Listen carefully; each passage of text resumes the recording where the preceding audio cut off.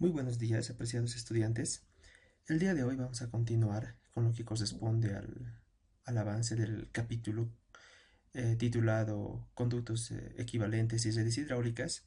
La pasada clase habíamos formulado una serie de ecuaciones que nos permiten llevar una tubería, ya sea en serie o en paralelo, a una única tubería equivalente. Estas formulaciones la habíamos hecho para cada una de las ecuaciones ya deducidas para pérdidas de carga que corresponden a las ecuaciones de Darcy-Weisbach y Hazen-Williams. Bien, entonces lo que nos procede ahora en esta clase es el de ejemplificar un caso muy particular de redes, de tuberías equivalentes. Entonces, en la parte teórica se había indicado que un conducto o una tubería es equivalente a otra si conduce el mismo caudal con la misma pérdida de carga. En función a ello, entonces, teniendo muy presente ese concepto de que una tubería es equivalente a otra, ya sea en serie o en paralelo, si conduce el mismo caudal y tiene la misma pérdida de carga. Entonces, en función a ese concepto, nosotros hemos podido deducir ecuaciones tanto para Darcy-Weisbach como para Hazen-Williams, tanto para tubería en serie como para tubería en paralelo. Bien, entonces, a continuación tenemos el siguiente ejemplo que nos indica lo siguiente: calcular las descargas. Como término de descarga habíamos indicado de que descarga corresponde también o es sinónimo de caudal, ¿no? Entonces, calcular las descargas en el extremo inferior del sistema de tuberías mostrado en la figura. Asimismo, calcular los caudales y velocidades en cada uno de los tramos, y además de las presiones estáticas, presiones dinámicas y cotas piezométricas en los puntos B y C. Bien, entonces el planteamiento del problema es muy claro. Nos pide determinar evidentemente los caudales que circulan por estos conductos. Teniendo el caudal vamos a poder determinar las velocidades, y con esas velocidades vamos a poder determinar las cotas piezométricas, que corresponderían a determinar las presiones dinámicas. Obteniendo las pérdidas de carga con esa velocidad planteada, nosotros vamos a poder determinar lo que corresponde a las pérdidas de carga, evidentemente, y con las pérdidas de carga obtenidas vamos a obtener lo que son las cotas piezométricas en los puntos B y C, ¿no? Entonces, tenemos como dato el siguiente esquema gráfico, donde tenemos evidentemente un reservorio que distribuye líquido a través de la tubería 1, y de la tubería 1, justo en el punto B, se ramifica esta tubería en dos tuberías denominadas tubería 2 y tubería 3. Podemos observar que en cada una de estas tuberías se tienen los datos correspondientes a su longitud, su diámetro y el coeficiente C de Hazen-Williams, ¿no? Entonces, teniendo el dato del coeficiente C, deducimos de que este problema debe ser resuelto con las ecuaciones correspondientes a Hazen-Williams. Bien, entonces también tenemos como dato lo que corresponde a una presión dinámica en el punto C. En el punto C, esta presión dinámica tiene una altura de presión igual a 8 metros columna de agua. Entonces lo que nosotros podemos observar es de que tenemos en primer lugar una tubería en paralelo, que correspondería a las tuberías 2 y 3, y luego tengo una tubería que estaría en serie entre 1 y una tubería equivalente que tendría entre estos dos tramos, que sería el 2 y 3. Entonces debo proceder de esa forma. Debo calcular primero, primero lo que debo hacer es calcular los caudales, ¿no? Los caudales o las pérdidas de carga en este caso para las tuberías 2 y 3, ¿no? Para las tuberías 2 y 3 que se encuentran en paralelo. Entonces, para tuberías en paralelo, nosotros habíamos deducido en la clase pasada esta ecuación. Para tuberías en paralelo, nosotros habíamos deducido esta ecuación. Y si ustedes notan en esta ecuación, este coeficiente K de esta ecuación, ¿no? Ese coeficiente K está dispuesto de esta forma, ¿no? Es un coeficiente K con una rayita en la parte superior. ¿Por qué he diferenciado esta K con rayita superior de una K sin rayita? Para poder diferenciar de que el K con una raya en la parte superior corresponde a la ecuación de Hazen, Hazen-Williams, y este valor de K sin esa rayita superior corresponde a la ecuación de Darcy-Weisbach, ¿no? A la ecuación de Darcy-Weisbach, ¿no? Esa es la diferencia. Entonces, como tengo como dato el valor de C, entonces yo estoy utilizando el valor de K o ese coeficiente K con la rayita superior, ¿no? ¿Por qué? Porque tengo este valor de C.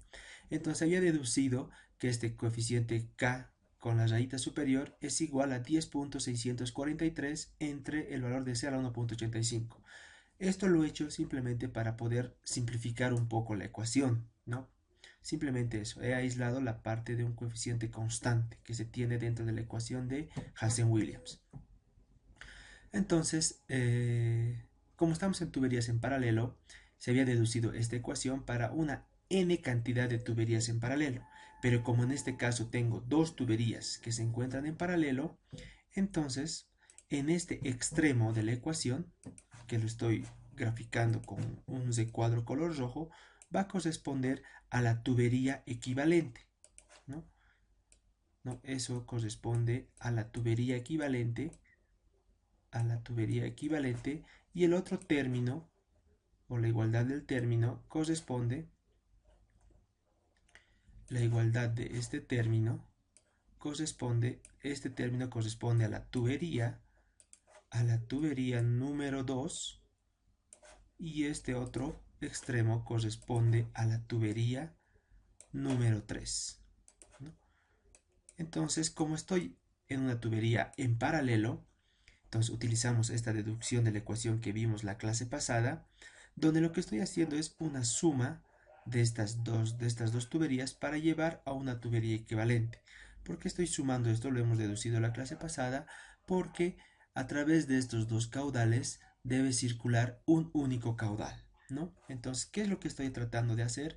Es de que estas dos tuberías que tengo acá, que evidentemente están en paralelo, lo voy a convertir a una única tubería equivalente. Eso es lo que estoy tratando de hacer. Esta es la tubería número 2, esta de acá es la tubería número 3, y lo que voy a hacer es llevar estas dos tuberías a una tubería equivalente que va a conducir el mismo caudal que circula por estas dos tuberías, y va a tener una sola o una única pérdida de carga. Eso es lo que se trata de estudiar en tuberías equivalentes, ¿no? Entonces, como es un mismo caudal, como esta suma de caudales tiene que corresponder a esta nueva tubería equivalente, es por ello que estos dos términos se suman, ¿no? Como tengo que tener la misma pérdida de carga y el mismo caudal en estas dos tuberías, entonces estos dos términos se suman para tuberías en paralelo. ¿Por qué? Porque tiene que conducir el mismo caudal para una misma pérdida de carga. Ese es el concepto de tuberías equivalentes. Entonces lo que estoy haciendo es llevar estas dos tuberías a una única tubería, ¿no? Bien, entonces el esquema final de cuando lo vuelva estas tuberías en paralelo a una única tubería quedaría lo siguiente, ¿no? Si ustedes notan, yo voy a graficar acá el reservorio. Evidentemente voy a tener la tubería número 1, que todavía no lo estoy analizando, y como estoy llevando estas dos tuberías, la tubería número 2 y la tubería número 3, que se encuentran en paralelo a una única tubería a partir de esta ecuación, entonces esa tubería equivalente sería de esta forma. Entonces ahí se identificarían acá el punto A, acá el punto B, y esta sería la tubería equivalente que llega al punto C, ¿no? Entonces esta es la tubería equivalente que representa a estas otras dos tuberías, ¿no? A estas otras dos tuberías. Esa es la tubería equivalente que se presenta en las dos tuberías. ¿Y cómo obtengo esa tubería equivalente? A partir de esta ecuación. ¿Y por qué utilizo esta ecuación con el K con rayita en la parte superior? Porque tenemos como dato el valor de C y estas ecuaciones con el coeficiente K con la rayita en la parte superior corresponde a la ecuación de Hazen-Williams. Y este valor de K es igual a esta expresión, 10.643 entre C a la 1.85. Entonces, como ya tengo la ecuación que voy a utilizar para llevar estas dos tuberías en paralelo a una única tubería equivalente, entonces debo proceder de la siguiente forma. Evidentemente yo para resolver esta ecuación tengo los datos de los diámetros, tengo el dato de la longitud y también tengo el dato del coeficiente K, porque ese coeficiente K está en función del valor de C y ese valor de C lo tengo para cada una de estas dos tuberías. Entonces, como tengo esos datos para cada una de estas tuberías, tanto la 2 como la 3, entonces puedo reemplazarlas en esta parte de la ecuación.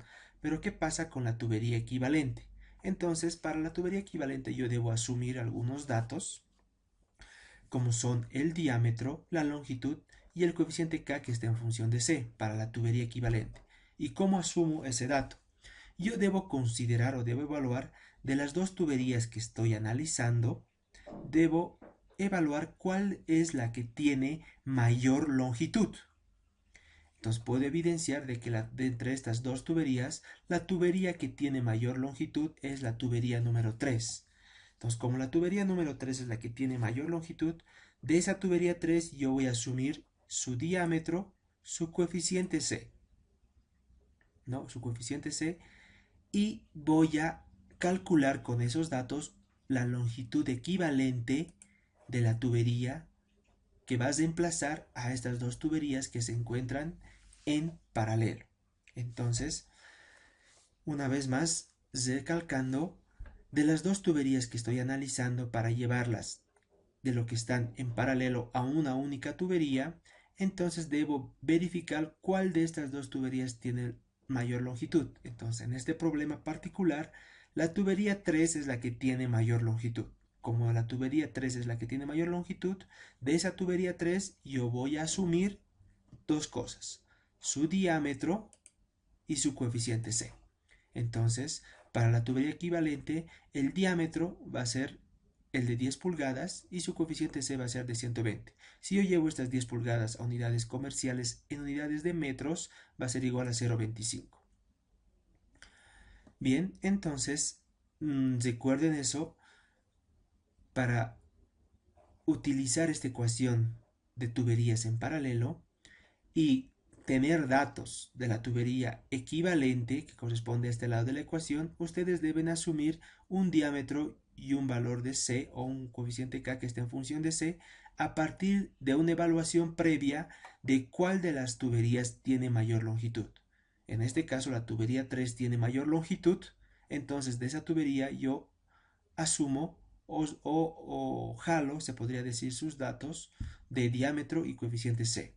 Con esos datos reemplazo en esta ecuación y veo que tengo aquí el diámetro de la tubería equivalente. Este valor de coeficiente K lo he determinado a partir del coeficiente C y me ha dado un valor de 0,00152. Y eso lo he traído acá. Y lo multiplico por la longitud equivalente. Esta longitud yo la voy a obtener a partir de resolver este sistema. En el otro lado del término tengo los datos correspondientes a la tubería número 2, donde tengo el diámetro 6 pulgadas en unidades comerciales en metros es de 0,15. Esto corresponde, ¿no? Lo que voy a encerrar en círculo ahora corresponde al coeficiente K, lo tengo acá en ecuación, eso corresponde al coeficiente K, 10.643 entre C, esto corresponde a la tubería 2, tengo de dato C es igual a 100 elevado a 1.85 por su longitud es 1800 metros. Entonces esto corresponde a la tubería número 2. Hago lo propio para la tubería número 3. El diámetro 10 pulgadas en unidades comerciales 0,25. 0,25 entre el coeficiente K, una vez más, el coeficiente K está en función de C y lo tenemos justo acá, ¿no? Este es el coeficiente C, 120 a la 1.85 y la longitud 2500. Entonces pueden ver que ahora tengo una única ecuación donde mi única variable es la longitud equivalente. La longitud equivalente de la nueva tubería que estoy planteando. Y esa tubería va a tener una longitud que va a permitir tener un mismo caudal para una misma pérdida de carga, que es el concepto que se maneja en tuberías equivalentes. Bien, entonces a partir de la resolución de esta ecuación, ustedes pasarían a resolver esta ecuación que tiene una única incógnita. Entonces, resolviendo, tengo que este lado de la expresión es 0,8677 entre la longitud equivalente a la 0,54 igual a 0,016. Esto lo he obtenido a partir de hacer una operación en la máquina de calcular y he obtenido este valor. Resolviendo esta ecuación, tengo que la longitud equivalente es igual a 1625.41 metros. Entonces, de esa forma, lo que yo he hecho ha sido, a partir de esta ecuación que corresponde a tuberías en paralelo para la ecuación de Hazen-Williams, he obtenido la longitud que va a tener mi tubería equivalente, ¿no? O sea, que he hecho, una vez más siendo redundantes, lo que he hecho ha sido de tener estas tuberías, ¿no? Estas dos tuberías que se encuentran, ¿no? De aquí está saliendo el líquido. Lo que he hecho ha sido de que estas dos tuberías que se encuentran en paralelo, a partir de esta ecuación lo he llevado a una única tubería. Lo he llevado a una única tubería de longitud equivalente. Y esa longitud equivalente es igual a 1625.41. Entonces yo estaría garantizando con esta ecuación y con este resultado de longitud que esta longitud me garantiza un mismo caudal para una misma pérdida de carga en esas dos tuberías que se encuentran en paralelo. Bien, habiendo obtenido esa longitud equivalente, paso al siguiente paso, que sería determinar ahora para la tubería en serie, ¿no? Entonces, lo que ahora me queda del sistema o del problema, haciendo un pequeño esquema, tendría lo siguiente. Tengo aquí el reservorio. Había identificado una tubería 1. Disculpe. Había identificado una tubería 1.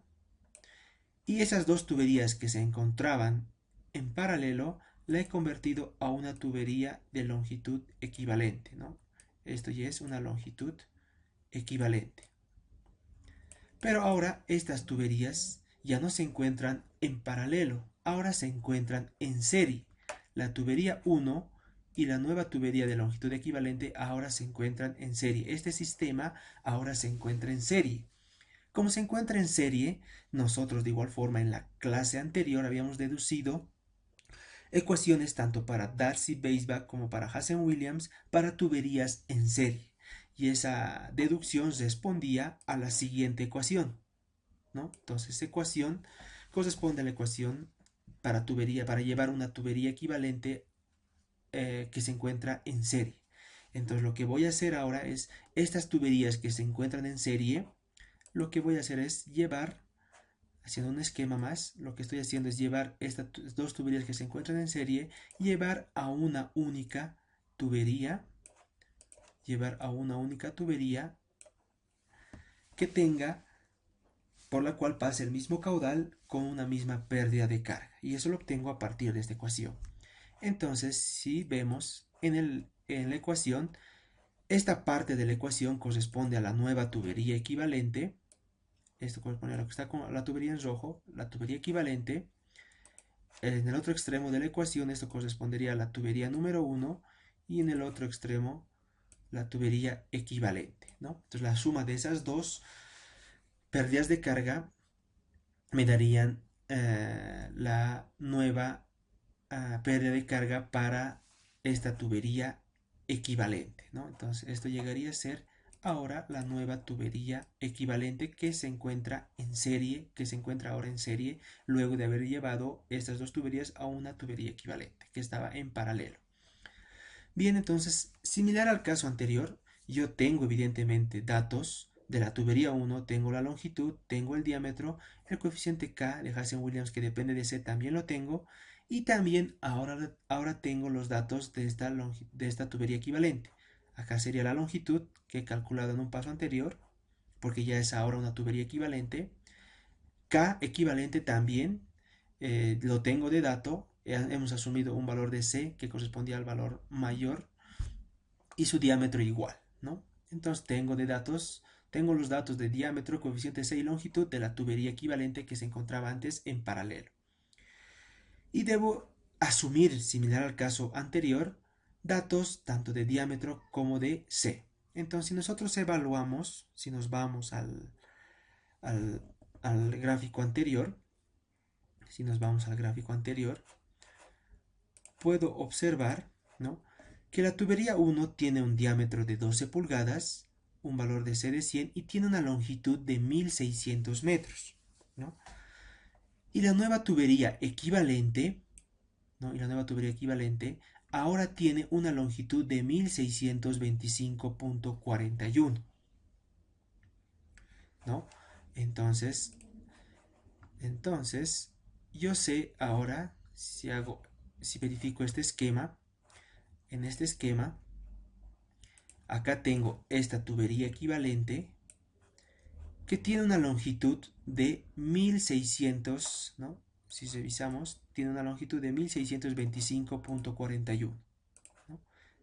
Entonces esta longitud ahora tiene un valor de 1625, ahora tiene este valor de 1625.41.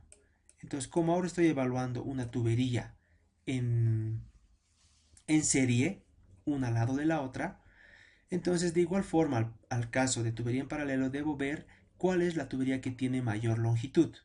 Entonces puedo observar que la nueva tubería equivalente es la que tiene mayor longitud a la tubería 1. Entonces debo asumir los datos de la tubería de mayor longitud. Entonces, ¿cuáles eran los datos de la tubería de mayor longitud? Eran los siguientes. De esta tubería nueva equivalente, el diámetro era igual a 10 pulgadas y su coeficiente C era igual a 120. Entonces, ahora en el cálculo de la nueva tubería equivalente para este sistema en serie, debo asumir los datos de la tubería que tiene mayor longitud. Entonces, ahora entre estas dos tuberías, la que tiene mayor longitud es la de 1625.41. Entonces, debo asumir, para mi cálculo de tubería equivalente en el sistema en serie, debo asumir estos datos de la longitud mayor. Y eso es lo que se está realizando en este paso, ¿no? Estamos asumiendo los datos de la tubería de mayor longitud, que serían de la tubería que se encuentra en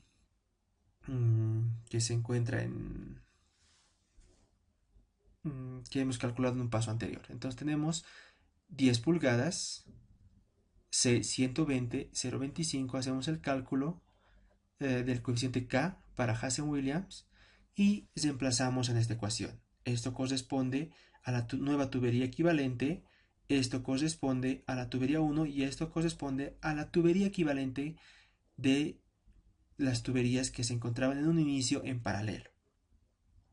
Entonces, una vez más, de este sistema calculo la nueva longitud del sistema y veo que esa longitud, que lo que se encontraba en serie, eh, llevarlo a una sola tubería, me da un resultado de 2540.57. Entonces, siendo una vez más redundantes para que se entienda esto muy bien, nosotros teníamos un primer sistema, el reservorio, luego teníamos la tubería 1 y de esta tubería 1 se ramificaban dos tuberías, ¿no? Dos tuberías. Entonces, ¿qué he hecho primero? Tengo el reservorio, tengo la tubería número 1 y esta tubería que se encuentra en paralelo la he convertido a una tubería equivalente única. Ese ha sido el primer paso. Luego de este sistema que ahora se encuentra en serie, finalmente lo he llevado del reservorio a una única tubería.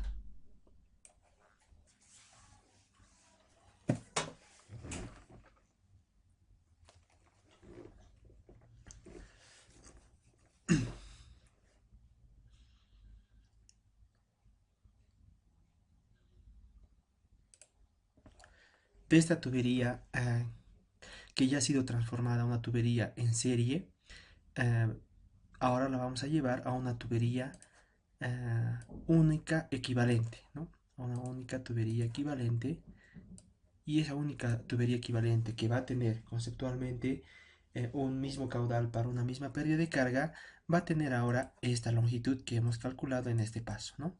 Entonces, resumen, prácticamente eso es lo que hemos conseguido de una tubería en paralelo. La hemos llevado a una tubería equivalente, y de este resultado, que ahora sería una tubería en serie, hemos llevado a una única tubería equivalente para esta longitud. Entonces, de esa forma se ha conseguido, a partir de estas ecuaciones que hemos deducido en la clase pasada, hemos podido llevar estas tuberías equivalentes a una única tubería con esta longitud y con estas características de diámetro y coeficiente C que han sido asumidas a partir de hacer una evaluación entre cuál es la tubería que tiene mayor longitud. Entonces, teniendo este resultado y habiendo hecho este proceso de cálculo con estas ecuaciones que las hemos deducido en la clase, entonces llegaríamos a esta siguiente conclusión, ¿no? Donde tenemos ahora el reservorio, tenemos una única tubería que tiene esta longitud. Como tiene una única longitud, ahora tiene un único caudal, y por lo cual, como es una única tubería, tiene una sola pérdida de carga total. Entonces, si ustedes recuerdan, entre el punto C y la superficie libre del líquido en el reservorio, teníamos como dato lo correspondiente a sus elevaciones. Estos son los datos de elevaciones.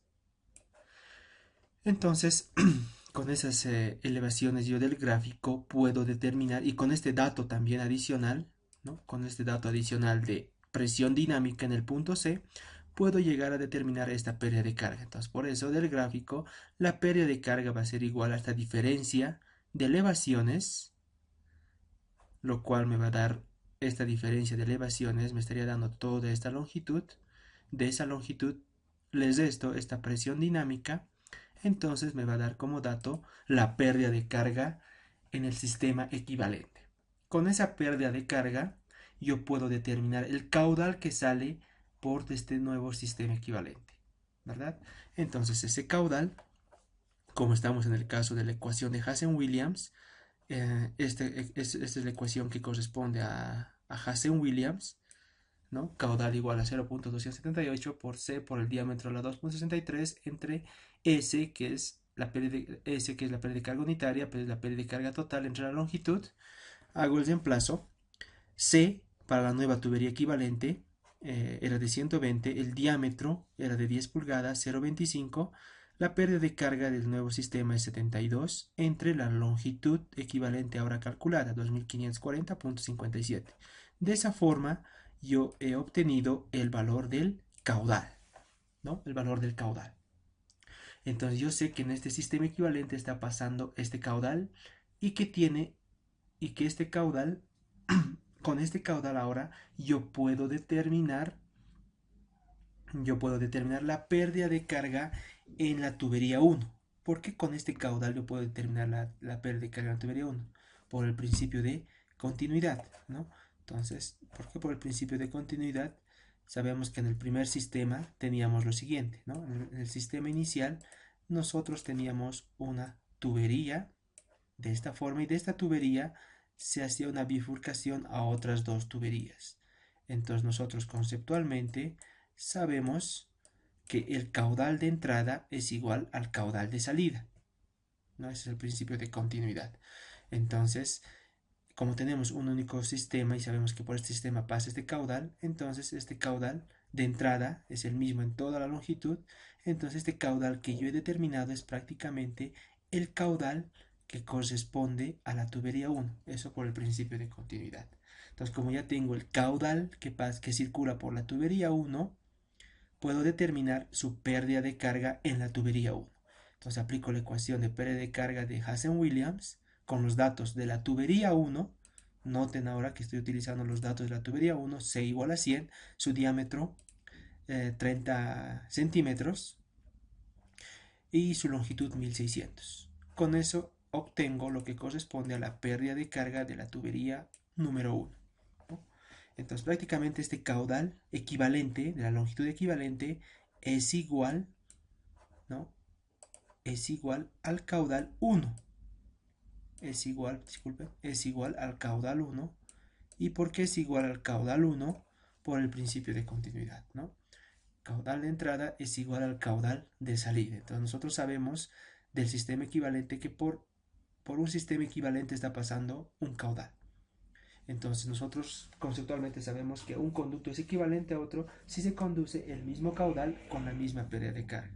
Entonces como esta tubería es equivalente a todo este sistema y acá tengo una única tubería, entonces este caudal del sistema debe pasar, como esta tubería es equivalente a esta, entonces el caudal que se conduce por esas tuberías debe ser el mismo. Eso por concepto de conductos equivalentes. Como es el mismo, entonces el caudal que pasa por la tubería equivalente es el mismo por el que pasa en la tubería número 1. Bien, entonces con ese obtenido la pérdida de carga de esta tubería 1, el siguiente paso sería calcular la pérdida de carga para lo que corresponde al tramo 2 y 3. La pérdida de carga en el tramo 2 y 3 son las mismas, ¿no? Son las mismas. Evidentemente son las mismas. ¿Por qué son las mismas las pérdidas de carga en la tubería 2 y 3? Porque inician de un punto y salen del mismo y llegan al mismo punto. Entonces las pérdidas de carga son iguales. Pese a que los diámetros sean distintos, pero el caudal que pasa por estas dos tuberías no son iguales, pero sí las pérdidas de carga. Entonces, del gráfico yo sé que la pérdida de carga total del sistema, ¿no? Esta es la pérdida de carga total del sistema, 72, que es lo que he calculado, menos la pérdida de carga en el tramo 1, 26, y eso me va a dar la pérdida de carga en el tramo 2 y 3. ¿Por qué? Veamos otra vez esquemáticamente. Si aquí estaría la superficie libre de líquido en el reservorio, tengo una pérdida de carga en la tubería 1 y tengo otra pérdida de carga en la tubería 2. Entonces, yo tengo por el momento toda esta pérdida de carga total. Tengo toda esa pérdida de carga total y acabo en el paso anterior de calcular esta pérdida de carga en el tramo 1.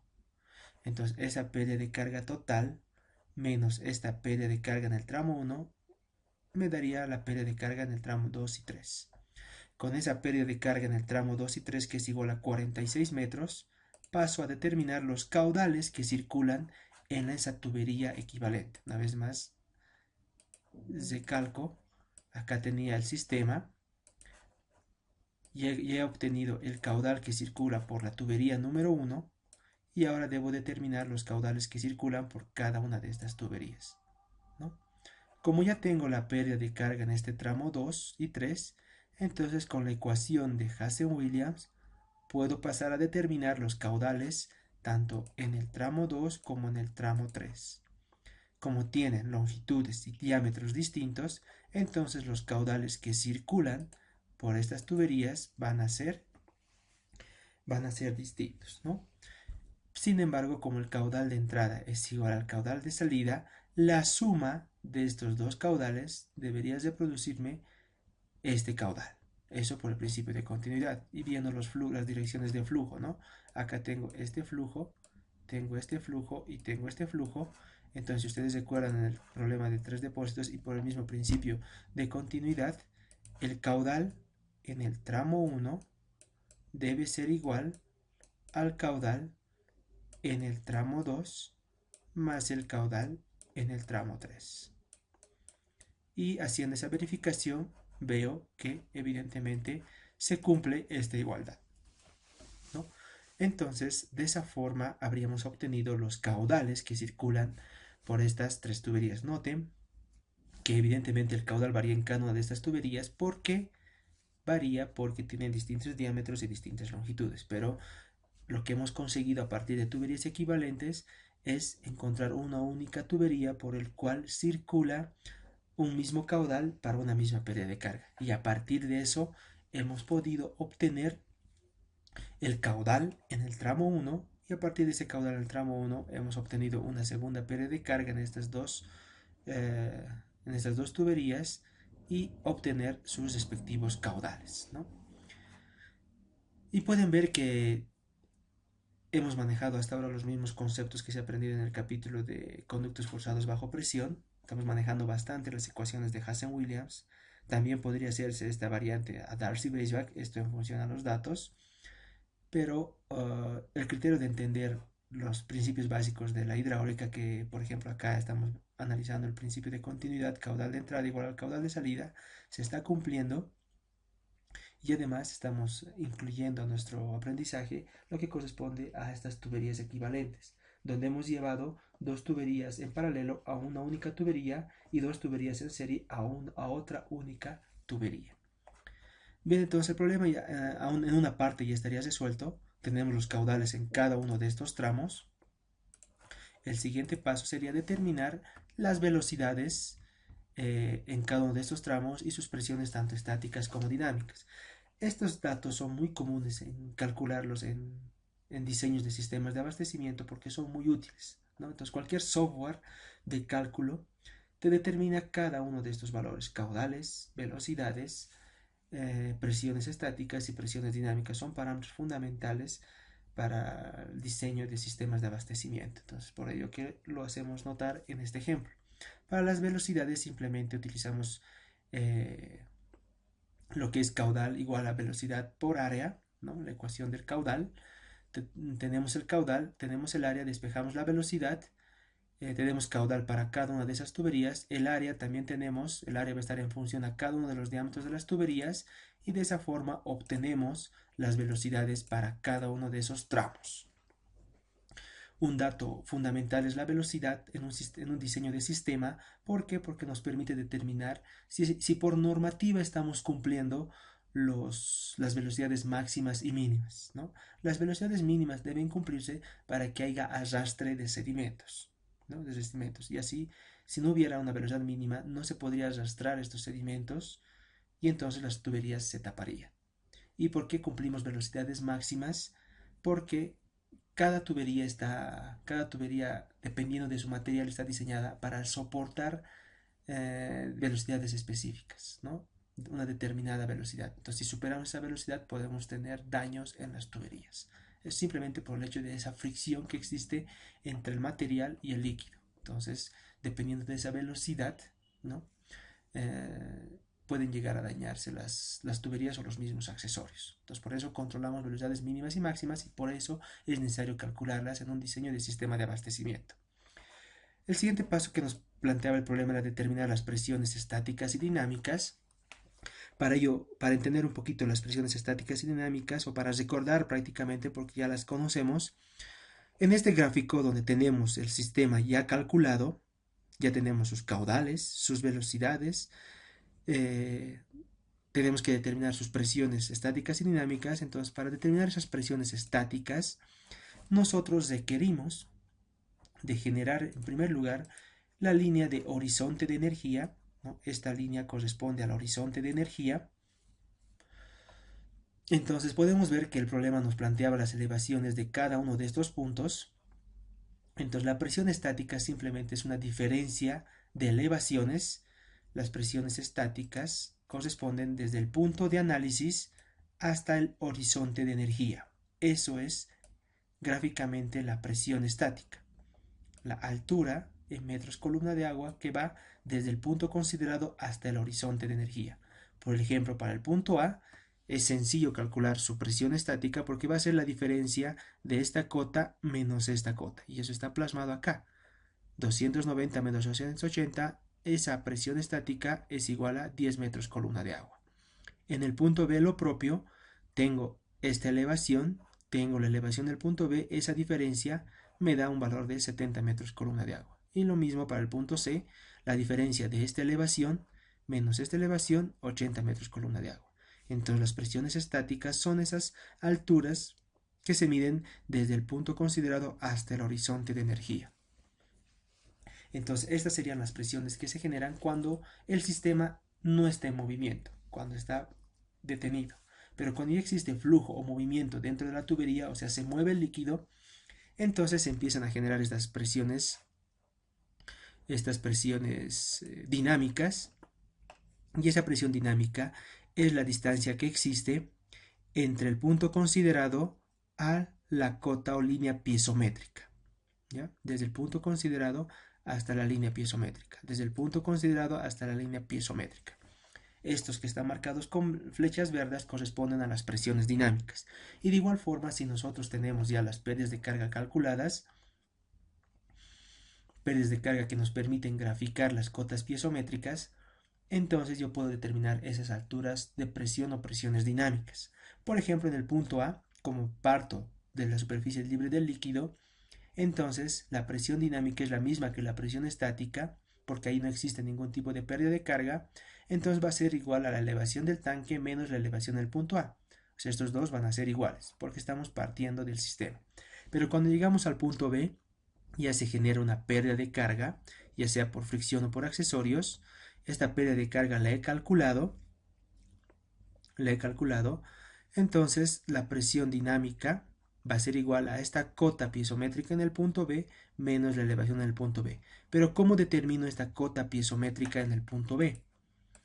Esa cota piezométrica en el punto B es igual a la cota piezométrica en el punto A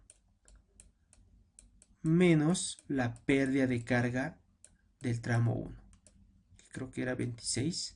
Entonces 290 menos 26 sería igual a 264, ¿no? No recuerdo bien, creo que era ese valor. Entonces, si verificamos eso, esa pérdida de carga, esta cota piezométrica es obtenida a partir de esta diferencia. Entonces, con esa cota piezométrica en B y la diferencia de elevaciones, voy a poder obtener esta presión dinámica. Y hago lo propio para el punto C. Sin embargo, en el punto C yo ya tenía como dato y era igual a 8 metros columna de agua, ¿no?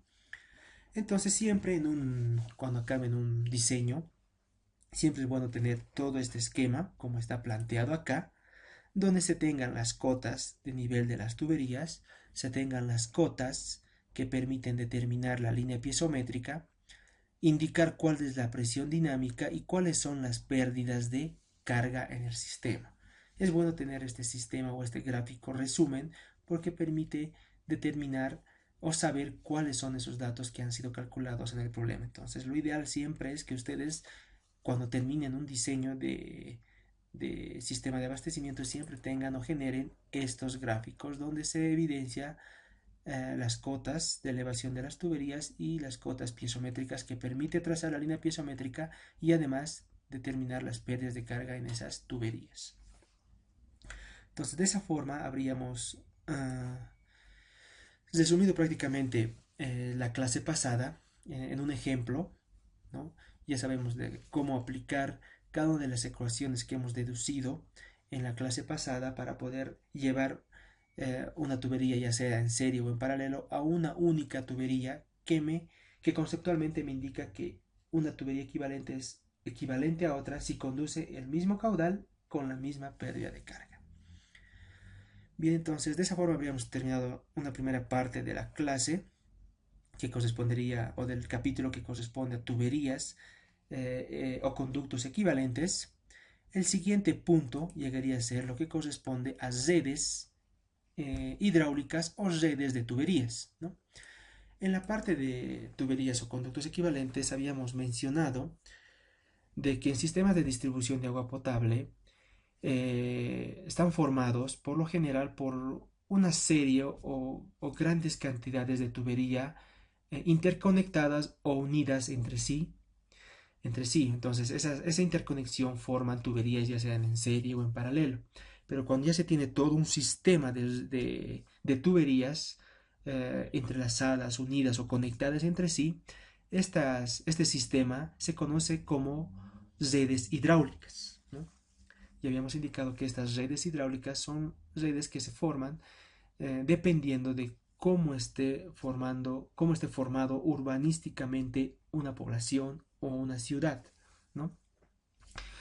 Entonces, desde el punto de vista de la hidráulica, se pueden distinguir dos tipos de redes, ¿eh? Y esto lo esquematizamos en este gráfico. Podemos distinguir dos tipos de redes hidráulicas. Una primera red que va a ser ramificada o abierta. En esta red ramificada o abierta es muy sencillo poder establecer el sentido de flujo que va a tener el líquido, ¿no? Es muy sencillo, porque tenemos una red abierta, así se conoce, red abierta. Y su característica de esta red abierta es de que es muy sencillo poder establecer el sentido de flujo que va a tener el líquido. También podemos identificar en redes de tuberías una red en forma de malla o también red cerrada. Entonces este tipo de red se conoce como red mallada o red cerrada. En este tipo de red, las tuberías, ¿no? Las tuberías que se encuentran entrelazadas, ya sean en paralelo o en serie, están formando circuitos, ¿no? Circuitos o mallas que están interconectadas entre sí. La desventaja de esta red mallada o cerrada, o tal vez no sea desventaja, sino que se adiciona un cálculo, es de que directamente nosotros no podemos establecer un sentido de flujo del líquido, ¿no? No se puede establecer un sentido de flujo.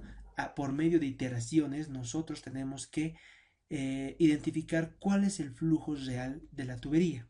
¿Ya? ¿Cuál es el flujo real de la tubería? Entonces existen métodos, distintos métodos, que nos permiten saber cuál es el sentido de flujo que tiene el líquido dentro de estos circuitos o mallas. ¿Ya? Entonces, en una red cerrada se identifican dos puntos fundamentales. Uno, que son los nudos, ¿no? Estos nudos, no solamente una red, ¿no? Sino también una red abierta, al igual que una cerrada, se identifican los nudos y también identificamos los tramos, ¿no? Similar al caso de la red abierta, de igual forma tenemos acá los nudos, ¿no? Acá tenemos los nudos y acá tenemos lo que corresponde a sus tramos, ¿no? Estos serían los tramos. Pero a diferencia de una red abierta con una cerrada es que la red cerrada internamente forma circuitos. Por ejemplo, esto llegaría a ser un circuito, esto llegaría a ser otro circuito, esto otro circuito y así sucesivamente, ¿no? Esta intersección de tramos entre sus nudos forman circuitos. Por ejemplo, esta red estaría formada por 8 circuitos. 8 circuitos en los cuales nosotros debemos determinar cuál es el sentido correcto de flujo, ¿no? Entonces, a diferencia del caso de una red abierta, acá el sentido de flujo es muy sencillo de hallarlo, ¿no? El sentido de flujo, por ejemplo, puede ser baja del reservorio, viene acá, luego baja acá, luego viene acá, luego viene aquí abajo, ¿no?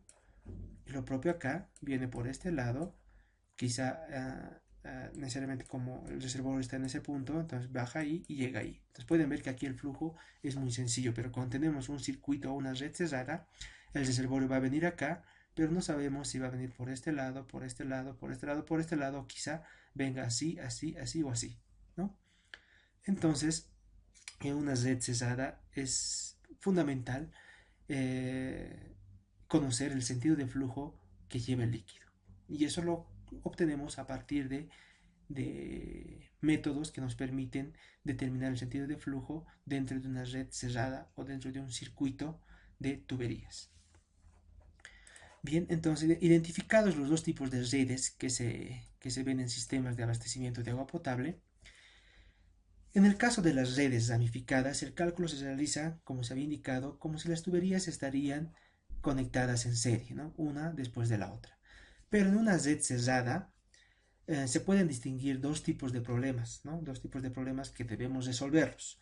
El primer problema es de que podemos conocer las longitudes y los caudales de cada uno de estos tramos y tenemos que determinar los diámetros necesarios para cada uno de estos tramos de la red.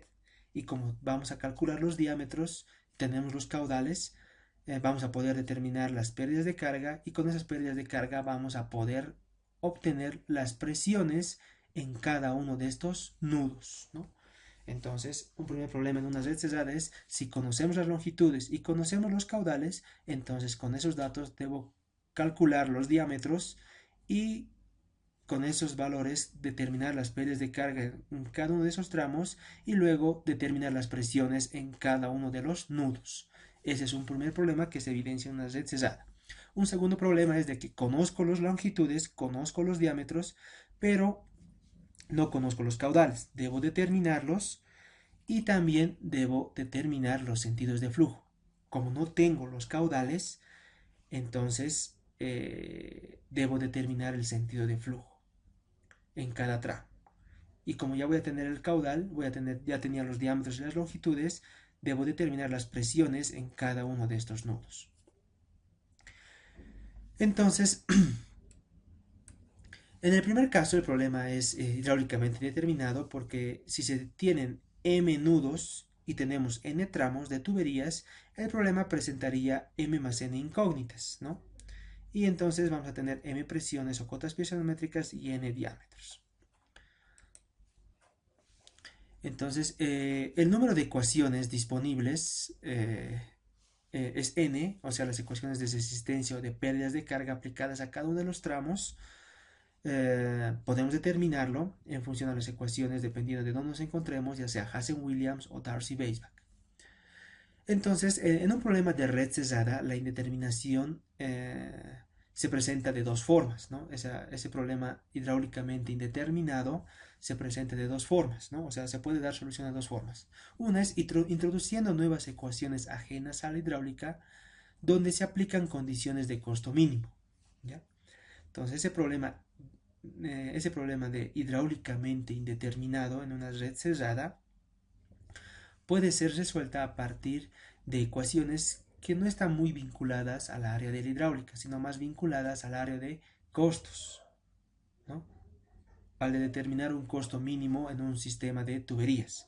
Y otra forma de solucionarlo es a partir de tanteos, ¿no? Entonces, a partir de estos tanteos, nosotros vamos a admitir valores para cada cota piezométrica de cada uno de esos nudos y también vamos a admitir presiones.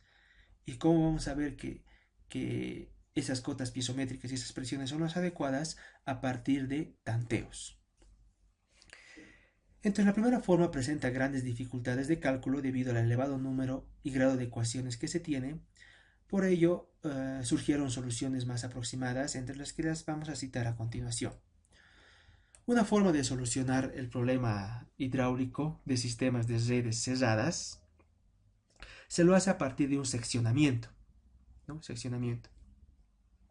Entonces, para efectos de cálculo, las mallas son descompuestas en mallas ramificadas, son descompuestas o ramificadas, transformándose la red de este tipo en un sistema ramificado de redes, ¿no? Entonces, este es un método arbitrario aplicado a pequeñas redes y tuberías secundarias de grandes redes, ¿no? Es una forma de hacerlo. O sea, si tenemos una población tan grande como la ciudad de La Paz, por ejemplo, entonces nosotros vamos seccionando a la ciudad de La Paz con redes pequeñas y calculamos esas redes individuales. Pero cuando tenemos un problema como ese de tener una red tan grande, tan inmensa, entonces podemos admitir un conjunto de condiciones para un funcionamiento eficiente de la red. Y esto se determina a partir de tanteos directos. Entonces la bibliografía nos indica que un método apropiado para la solución de redes cerradas es muy usado el método de Hardy-Cross, ¿no? El método de Hardy-Cross nos permite hacer ajustes sobre los valores previamente adoptados, ¿ya? O sea, como es un método de tanteos, el método de Hardy-Cross, nosotros vamos a iniciar con datos a priori, o con datos estimados, o con datos asumidos, y el método de Hardy-Cross nos va a permitir ajustar esos valores a partir de un proceso iterativo, ¿no? Y la ventaja del método de Hardy-Cross es de que estos cálculos llegan a una rápida convergencia, ¿no? A una rápida convergencia con valores correctos. Para el segundo grupo de problemas resulta muy práctico el método de Hardy-Cross, evidentemente, por su simplicidad y su aplicación y rápida convergencia, como les indicaba en un paso anterior, ¿no? Entonces, en la materia nosotros vamos a utilizar el método de Hardy-Cross para poder resolver redes cerradas, ¿no? Redes cerradas. Las redes abiertas, con el ejemplo que vamos a ver posteriormente, van a ver que son muy sencillas de calcular. ¿Por qué? Porque el sentido de flujo del sistema ya está definido, cosa que no pasa en una red cerrada. Y por eso debemos hacer uso del método de Hardy-Cross, que es un método de tanteos iterativos que se inicia a partir de datos asumidos y entonces a partir de este método nosotros vamos a llegar a una convergencia o a un error límite que nos va a decir que el dato asumido es el correcto, ¿no? Como se había indicado, este método tiene una rápida convergencia. Entonces, para utilizar el método de Hardy-Cross, nosotros debemos basarnos en una serie de condiciones. Entonces, la red que vayamos a calcular o a evaluar debe tener las siguientes condiciones. Entonces, debe cumplir los siguientes puntos para una red cerrada o mallada. El primer punto es de que la suma algebraica, ¿no? La suma algebraica de las pérdidas de carga alrededor de un circuito, malla o anillo debe ser igual a cero, ¿no? Debe ser igual a cero. Entonces, generalmente las normas fijan un error admisible de esta sumatoria de pérdidas de carga algebraica. ¿Por qué digo una sumatoria algebraica? Porque voy a hacer una sumatoria que luego lo voy a evaluar como valor absoluto y me indica el método de Hardy-Cross como condición de que esta suma de pérdidas de carga alrededor de un circuito, ¿no? Alrededor de un circuito debe ser igual a cero. Entonces, ¿a qué se refiere alrededor de un circuito? Por ejemplo, si nosotros tendríamos lo siguiente, tendríamos esta red de distribución, para mí va a ser un primer circuito este. Ese es un primer circuito. El líquido pasa por este circuito. Y un segundo circuito es este. Entonces, esta red está formada por dos circuitos. La voy a denominar circuito 1 y acá circuito 2. Entonces, me indica como condición de red, para que los datos que he calculado sean los correctos, de que la suma de las pérdidas de carga en los tramos de este circuito deben ser igual a cero. Entonces la suma algebraica de las pérdidas de carga alrededor de un circuito, malla o anillo, debe ser cero. Entonces esta suma de pérdidas de carga de este tramo, de este tramo, de este tramo y este tramo debe ser igual a cero o aproximarse a un error admisible. Y ese error admisible no debe sobrepasar o debe ser menor o igual a 0,10 metros o 10 centímetros. Eso me da como condición la red. Entonces la suma, aquí por ejemplo voy a tener una pérdida de carga positiva, aquí una negativa, una positiva, una negativa. Entonces esa sumatoria debe ser igual a 0. Debe ser igual a 0. Debe ser igual a 0 o en el caso de Hardy-Cross me dice como error admisible que puede ser de menor o igual a 0,10 metros o 10 centímetros. La segunda condición es de que el gasto o caudal que llega a cada nudo, este es el nudo, ¿verdad? El nudo en la red debe ser igual al caudal que sale de él, ¿no? Por ejemplo, nosotros tenemos este circuito, ¿no? Este circuito y este circuito, y si fueran esas si estas fueran las direcciones correctas de la red, entonces puedo ver que acá está saliendo el caudal, pero de acá está viniendo el caudal y de acá está viniendo. Entonces, por decir algo, acá tengo un caudal 1, acá tengo un caudal 2 y acá tengo un caudal 3. Entonces, como segunda condición que me da Hardy-Cross es de que el gasto o caudal que llega a un nudo en la red debe ser igual al caudal que sale de él. Entonces, por ejemplo, ¿qué me está indicando Hardy-Cross? De que el caudal en este nudo, estoy evaluando este nudo, me está indicando que el caudal 1 más el caudal en 2 debe ser igual al caudal 3. Eso es lo que me indica como segunda condición Hardy-Cross. Y prácticamente lo que estoy haciendo es aplicar el principio de continuidad. Como segunda condición es de que el caudal que ingresa a la red debe ser igual al caudal que sale de ella, ¿verdad? Entonces, evidentemente, en esta red está entrando un caudal que viene de un reservorio. Entonces, el caudal que está entrando en esta red debe ser igual al caudal que sale, ¿no? Entonces, si aquí es un caudal que sale, entonces este caudal de ingreso debe ser igual al de salida. Una vez más, principio de continuidad, y eso se mide a través de los nudos generalmente, ¿no? Entonces el caudal que ingresa a la red debe ser igual al caudal que sale de ella a través de los nudos generalmente, ¿no?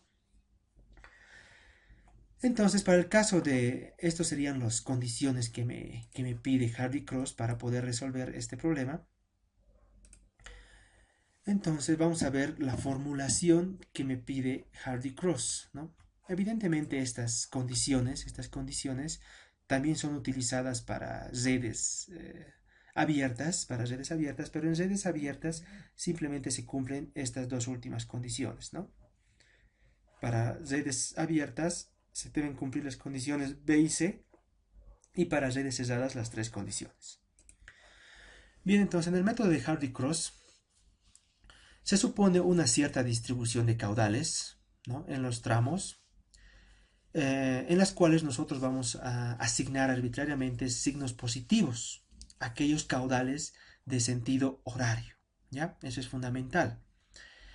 Los caudales van a tener signo positivo si están en un sentido horario. Y así también las pérdidas de carga. Entonces, si el sentido del caudal es horario, su pérdida de carga también va a ser horario. Y van a ser negativos los flujos en sentido antihorario y su correspondiente pérdida de carga, ¿no? Entonces es fundamental, es como una ley de signos, se podría decir, en la que estamos indicando de que el sentido horario va a ser positivo y el sentido antihorario va a ser negativo.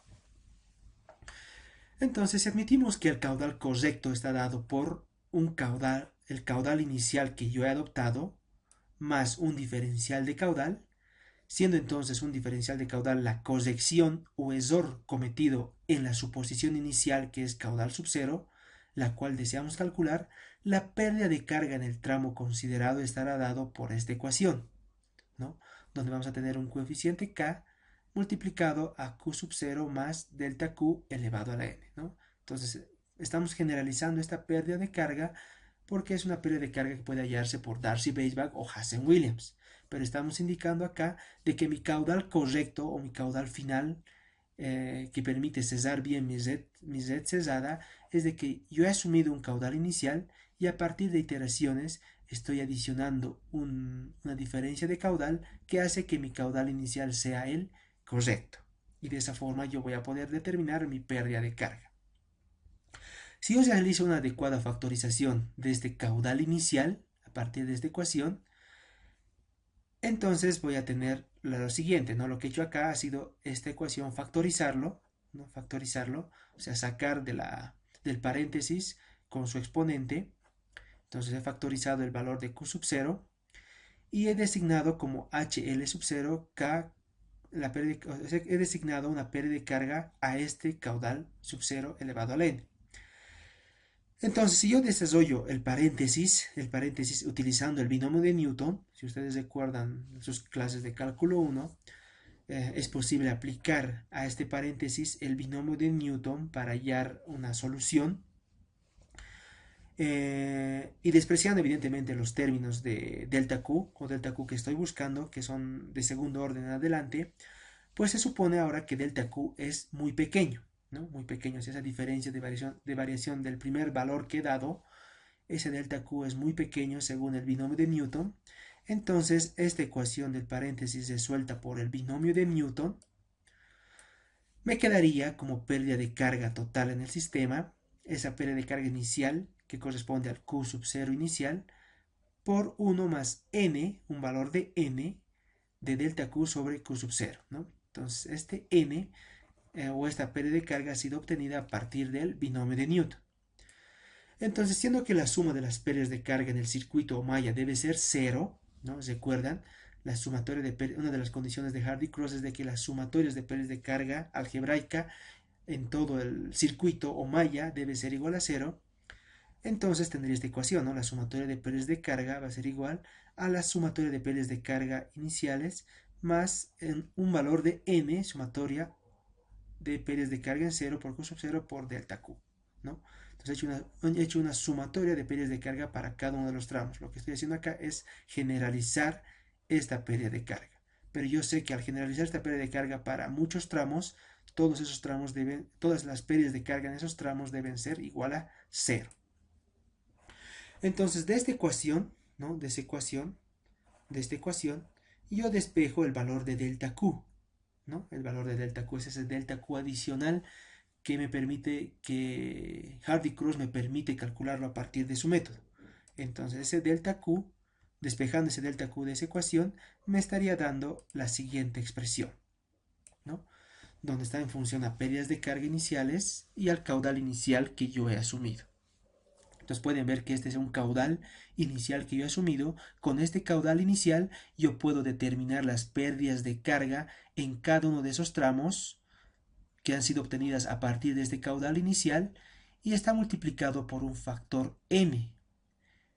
Entonces este factor n varía dependiendo de la fórmula que ustedes estén utilizando, ya sea la fórmula de Hazen-Williams o la fórmula de Darcy-Weisbach. Para la fórmula de Hazen-Williams este valor de n es 1.85 y para Darcy-Weisbach es el valor de 2, ¿no? Y eso lo hemos plasmado en las ecuaciones correspondientes de estos dos autores en el capítulo 4. Entonces ese despeje de delta Q prácticamente es la corrección del caudal, ¿no? La corrección de caudal. Entonces yo debo obtener esta corrección de caudal a partir de un proceso iterativo. Entonces, donde finalmente, ¿qué debo indicar? Que si el valor de Q es grande frente a Q sub 0, que es el inicial que se ha adoptado, siendo n mayor que la unidad, evidentemente, la aproximación no será buena. Esto, no obstante, no perjudica al proceso, una vez que con las correcciones que deben hacerse el error irá disminuyendo progresivamente, con una convergencia relativamente rápida. Luego se recalculan las pérdidas de carga en cada circuito y se determina la nueva corrección para los caudales. Se repite el proceso hasta que se obtiene la precisión deseada, ¿no?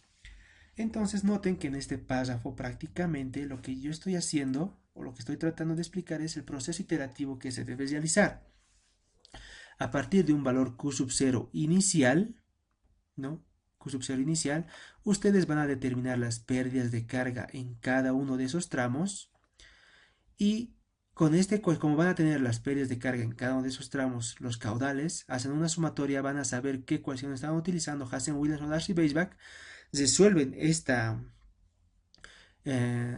división y comparan, ¿no? Comparan, determinan este delta Q y como van a determinar este delta Q, entonces hacen la siguiente comparación. Ustedes tenían un Q sub 0,